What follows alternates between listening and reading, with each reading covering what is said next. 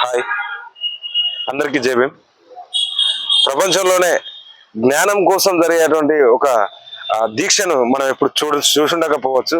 ఎందుకంటే ఒక పుస్తకం కోసం జరిగే ఉద్యమాన్ని కూడా మీరు ఎక్కడ విని ఉండరు.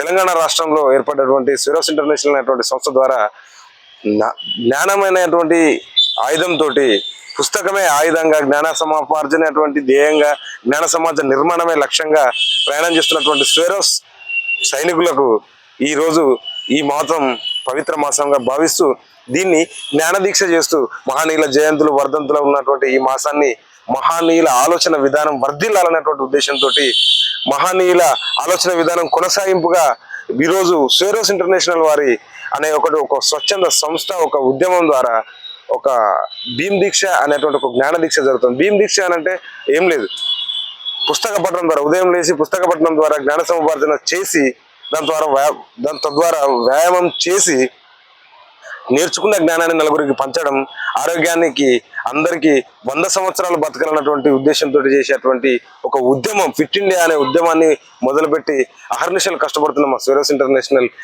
స్వెరోస్ సైనికులకు మరియు మిగతా జనాలకు అందరికీ కూడా నా రిక్వెస్ట్ ఏంటంటే, ఈ నెల 13వ తారీఖు తలకొండపల్లిలో భీమ్ దీక్ష ముగింపు సభ జరుగుతుంది.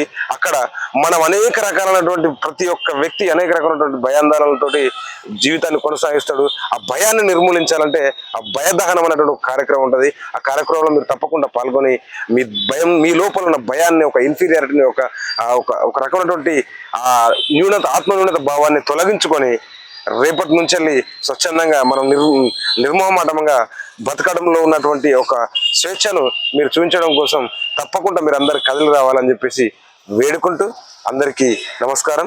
మీ ఒంటేరు చక్రి స్వెరో.